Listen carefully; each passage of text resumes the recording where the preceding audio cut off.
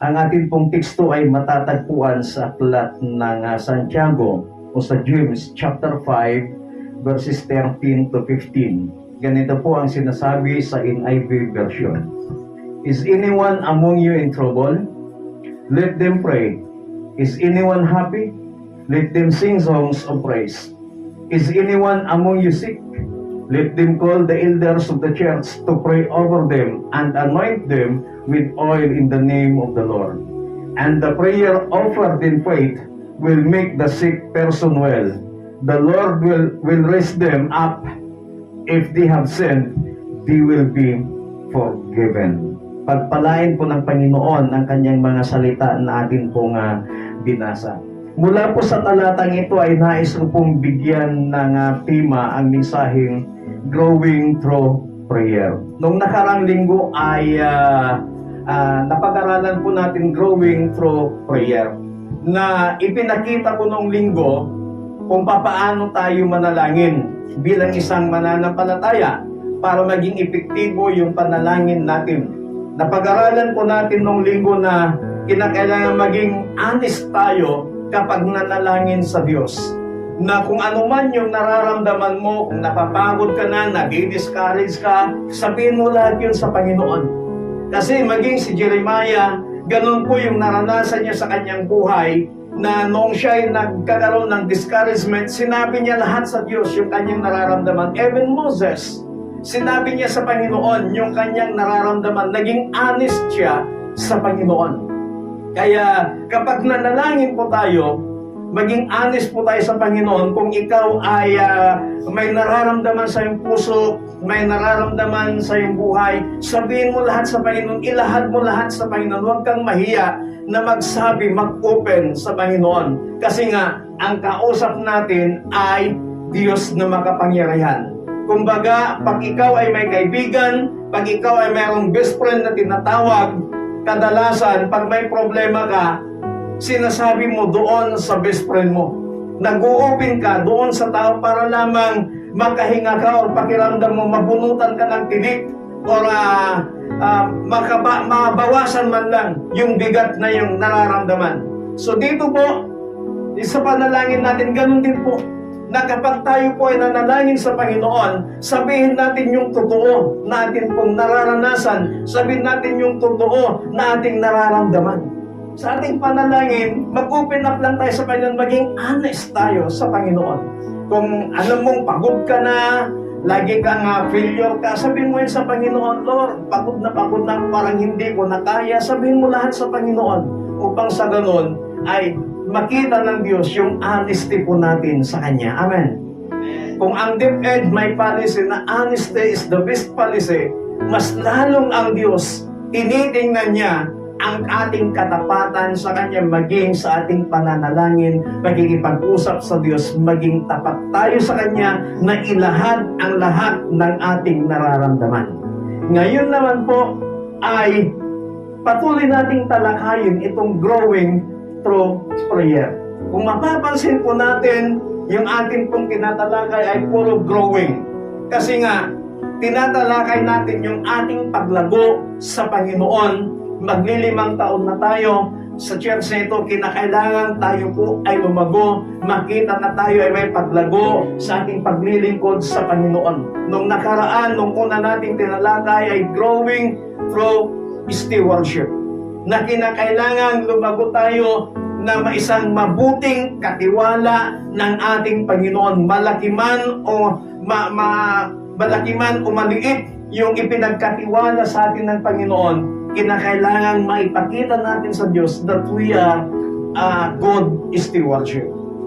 Sumunod na tinalakay natin ay growing through obedience. Kinakailangan yung pagsunod natin sa Panginoon. Lumago din tayo yung ating pagsunod. Kumbaga, lagi tayong manya na habit, but pagdating sa Panginoon, wala pong manya na habit. Kung ano yung pinapagawa sa atin ng Panginoon, kailangang sumunod tayo agad, katulad ni Zaccheo. Nung si Zaccheo ay nasa itaas ng punong kahoy ng sikomoro, inakyat niya yun para gusto lang niyang makita, matanaw si Jesus na daraan sa kanilang lugar. But hindi po inaasahan ni Zaccheo na siya'y utusan ng Panginoon. At nung siya'y inutusan ng Panginoon, ang sinabi ng Biblia, si Zaccheo ay agad na sumunod sa Diyos. Sana ganun din po tayo mga kapatid, na kapag may sinabi sa atin ng Panginoon, may ipinapagawa sa atin ng Panginoon, gawin natin kaagad, ipakita natin na tayo ay lumalago sa pamamagitan ng pagsunod natin sa Panginoon. Nung linggo, tinalakay natin growing in Christ through prayer. Ngayon, muli nating tatalakayin growing in Christ through prayer. Dahil napakahalaga po itong pananalangin, itong pagkikipag-usap natin sa Panginoon. Speaking one-on-one with God is one of the most powerful things we can do as Christian. Yung pakikipag-usap natin sa Panginoon ng one-on-one. Yung ang sarap kausapin ang Panginoon na dalawa lang kayo na naibubuhos mo ang lahat ng nararamdaman mo, lahat ng nasa loob ng puso mo, lahat ng disappointments mo, lahat ng frustrations mo, pwede mong ilahad, pwede mong ibigay sa Panginoon. Kasi nga, ang prayer, speaking one-on-one with God, is isa sa makapangyarihang bagay na kailangang magawa ng isang mananampalataya yung makipag one-on-one sa Panginoon. Di ba minsan, sabi natin, kapatid, gusto kitang makausap ng masinsinan. Kapag sinabi mong makausap ng masinsinan, it's either merong malalim na pag-uusapan, merong isang problema, o may malalim kayong topic na pag-uusapan. Ganyan din po sa Panginoon, na kapag nakipag-usap tayo sa Kanya one-on-one, yan po yung makapangyarihan na pwedeng magawa ng isang mananampalataya. At alam naman natin that prayer is one of the most precious gifts God gave when He created us. In any place and at any time, we have the opportunity to speak one-on-one with our Creator. Alam natin na ang panalangin ay isa sa mga pinakamagandang regalo ng Diyos sa atin. Bakit? Sa pamamagitan ng panalangin, pwede nating makausap ang Panginoon. Hindi po palakasan ang panalangin. Kahit pa bumubulong ka lang, dinigyan ng Panginoon. Ganun po makapangyarihan yung regalo sa atin ng Panginoon. Pero po ninyo yung regalong yan, na bagamat hindi tayo karapat-dapat, as long as na tinanggap mo yung regalong yan, magkakaroon ka ng access sa Panginoon. Pwede mo siyang makausap at any time, any place. Wala pong pinipiling lugar na pwedeng kausapin ang Panginoon. Kung titingnan po natin sa Biblia from Genesis to Revelation, lahat ng mga tao sa Biblia na nanalangin nakipag-usap sa Panginoon, iba't ibang lugar, iba't ibang pagkakataon, iba't ibang sitwasyon ng kanilang mga buhay na kanilang kinausap at nakausap ang ating pong Panginoon. Kaya sa umaga pong ito ay, as we continue to grow in our relationship with God, sometimes prayer can become a task that simply take off our to-do list. Minsan, aminin natin o hindi, sa buhay natin bilang isang mananampalataya, isa sa mga nakakalimutan nating gawin, nakakalimutan nating ilagay sa ating list ng ating mga activities, it is prayer. Nakakalimutan nating kinakalindar yung pakikipag-appointment natin sa Panginoon, pakikipag one-on-one natin sa Panginoon. Nakakalimutan natin ang ginagawa na lamang ng mga mananampalataya ngayon, ng mga Kristiyano ngayon, saka lang silang mananalangin kapag may problema. Saka lang nila maisip makipag-usap sa Panginoon kapag mabigat na yung sitwasyon na kanilang dinadala. Saka lang nila maisip kausapin ng Diyos kapag may matindi at malalim na silang problema. Kumbaga, ang panalangin ay ginagawa na lamang nilang reserba, which is hindi dapat gawin ng isang mananampalataya. na gawin nating reserba ang pananalangin. Kundi ang pananalangin na kailangan dapat number 1 priority ng bawat mananampalataya, kasi nga iyan yung pakikipag-usap natin sa Diyos na may lalang, pakikipag-usap natin sa Diyos na nagmahal, pakikipag-usap natin sa Diyos na nagligtas, nagmalasakit, at nag-ingat, nagpala sa bawat isa sa atin. Amen.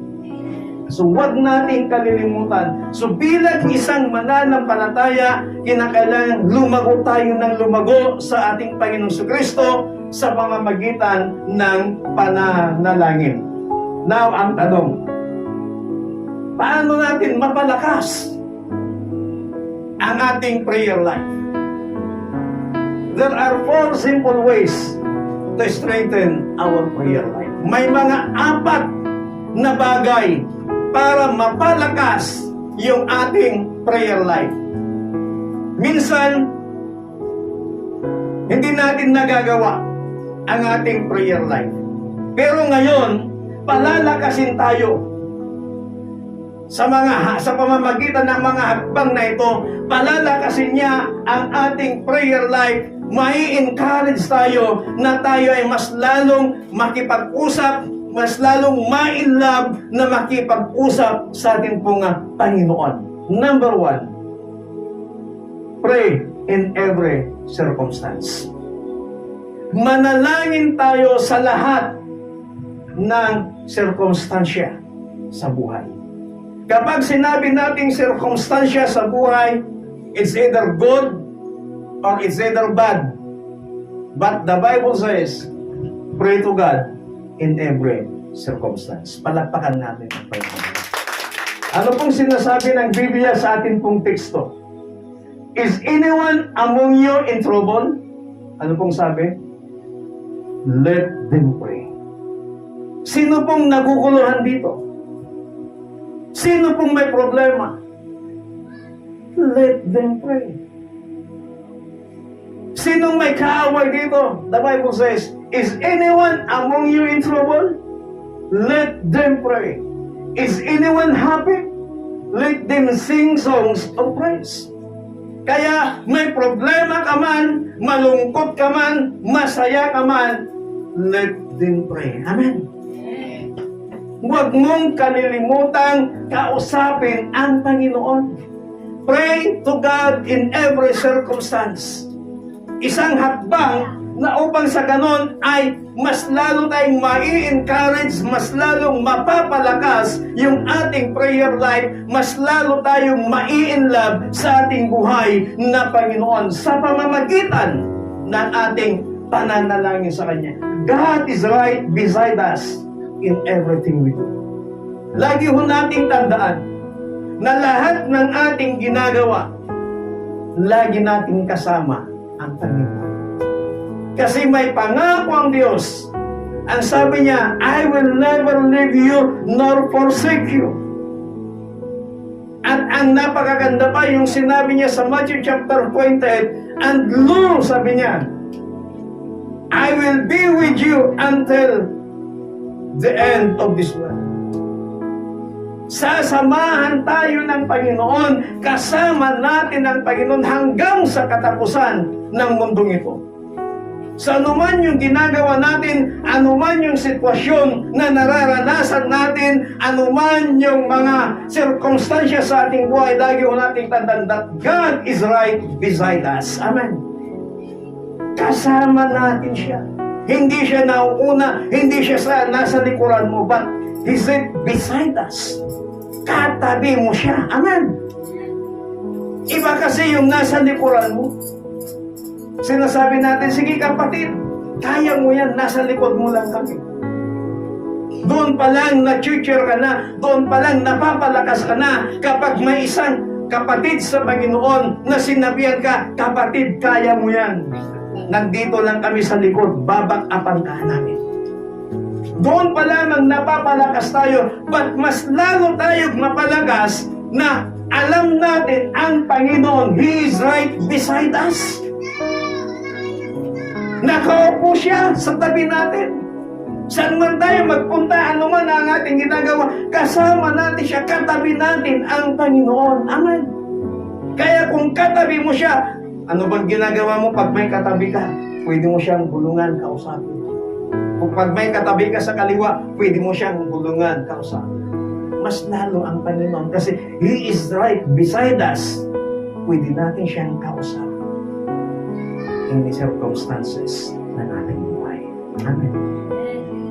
Huwag tayong mahiya, huwag tayong matakot sa Panginoon na kausapin natin siya, na baka mamaya i-ignore ka, baka mamaya hindi ka niya papansinin, pero hindi ganun ang Panginoon. Ang Diyos, hindi siya namamahiya ng mga taong gustong makipag-usap sa Kanya. The Bible says, "Call unto me, and I will answer thee."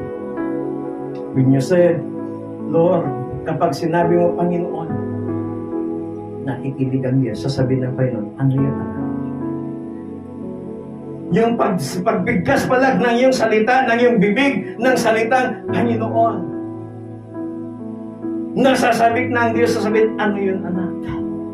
Andito lang ako nakikinig.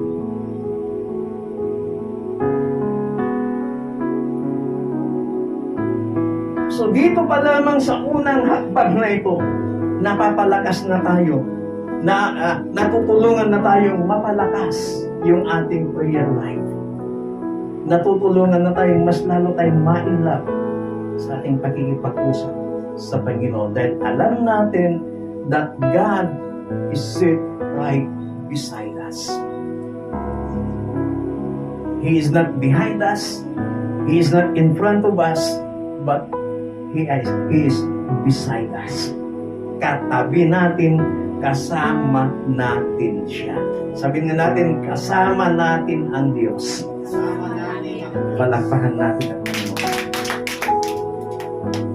He is always ready and willing to hear what's in your heart.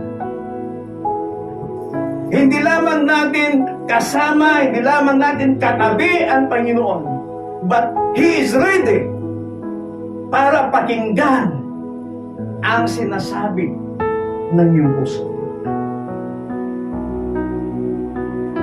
Kaya kung maalala ninyo yung aking sinabi ng linggo that pray honestly, maging honest tayo na manalangin sa Panginoon because He is always ready and willing to hear. Ano man ang sasabihin mo sa Kanya, makikinig, pakikinggan ka ng Panginoon. Hindi yan magsasawa na pakikinggan ang kwento mo. Magkwento ka ng magkwento sa Panginoon. Ang panalangin kasi sa Panginoon, parang nakikipagkwentuhan ka lang sa isang kaibigan. Para hindi ka mahirapan, para kung sanay kang makipagkwentuhan sa iyong kaibigan, ganun din ang gawin mo na pakikipag-usap sa Panginoon, nakikipagkwentuhan ka sa Diyos. Kaya lahat ng kwento mo na sasabihin mo sa Kanya, He is willing to hear. Papakinggan ka niya kay kapatid. Kapag naikwento mo na lahat, huwag kang magmadali. Antayin mo din na may sasabihin sa iyo ang Panginoon. Kasi kapag natapos kang nagkwento sa Diyos, natapos mong nilahad ang lahat sa Panginoon, wait for the response of God. Karamihan kasi kapag nananalangin tayo, nakwento mo na lahat, nasabi mo na bigat na yung kalooban, bigat na yung nararamdaman, nagmamadali ka na, hindi mo na hinintay yung response niya sasabihin sa iyo ni God.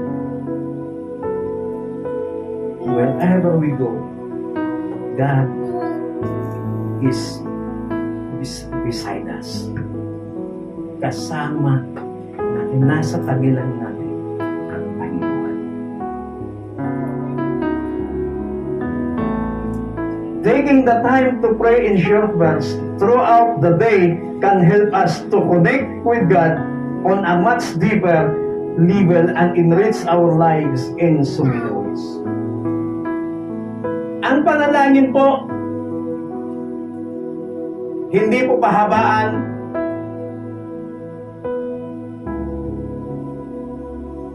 Marami kasing nananalangin na kapag nagsabay sila, gusto niya mas mahaba siya para nagiging paligsahan, patagalan yung panalangin. But hindi po ganon yung panalangin.